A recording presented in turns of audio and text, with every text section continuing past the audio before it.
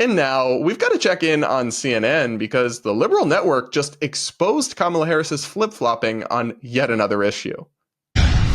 Tonight, Governor Tim Walz cheering on the U.S. oil industry. America's producing more natural gas and more oil than at any time in our history. Which echoes the same message that we've been hearing from Kamala Harris recently. We have had the largest increase in domestic oil production in history because of an approach that recognizes that we cannot over-rely on foreign oil.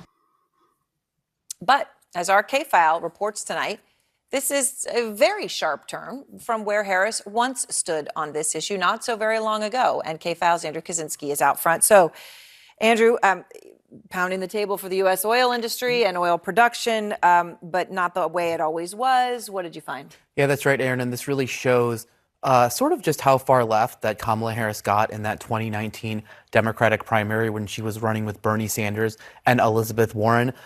She was making this extremely bold promise that she was going to take the U.S. oil industry, possibly criminally prosecute them for their role in climate change. She compared it to big tobacco, saying they knew the effects of climate change, but they hid it from the public. Now we saw there, fast forward to 2024, what are her and Tim Walz doing? They are touting the record domestic oil production from those same oil companies during the Biden-Harris administration. And well, how big of a shift is this? Well, take a listen to just one of those comments from 2019. Will you order your Justice Department and your Attorney General to investigate Chevron and Shell companies for their part in and their damage to our planet in this climate crisis? I'm saying about these big oil companies and these fossil fuel companies, look, you should be really prepared to look at a serious fine or be charged with a crime. And they need to pay the price. So yes is the answer.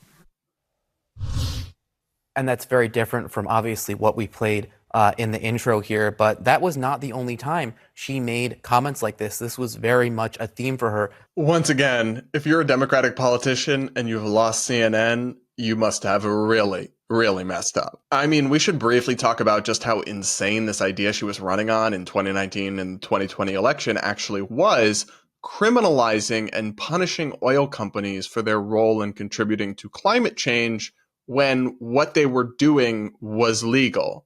So now she supported going back and prosecuting people for doing something that at the time, emitting carbon emissions, was perfectly legal. That's actually dystopian, babe. Now you could enact new policies and set new rules going forward and then fine or punish companies if they violate those rules. Sure, that would be normal standard business in politics.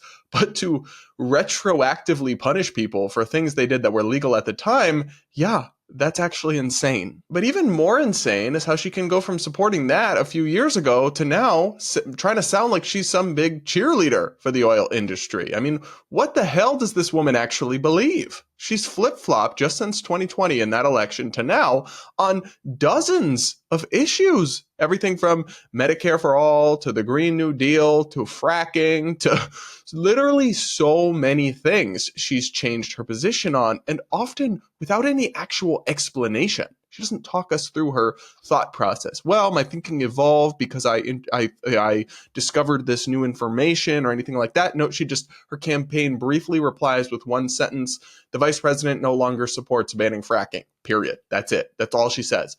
And it's like, oh, I mean, I tend to agree with her new positions more, but I'm still concerned by this flip-flopping, this inconsistency, because this woman is our current vice president. She could well be our next president. And frankly, on many of the issues that matter the most to the American people, we truly have no idea what the hell she actually believes or what she would do with power. That's frightening. People can vote either way, right? But they should at least know what they're voting on. And when you're so opaque and so unclear about your actual positions and beliefs, and you're constantly just flip-flopping with the wind, people don't really know that. It's hard for them to be informed voters, and that's really concerning. I will give CNN some credit for doing some serious journalism here and holding her accountable, even though she's a member of the Democrats and they hate Trump and all that. They did real journalism here and actually valuable good work. So shout out to them for that one. And What do you guys think? I mean, do you have a sense of what Kamala actually believes or would do with power? I sort of do, but on many of the specifics, not so much. And that's just not a good place to be weeks before an election.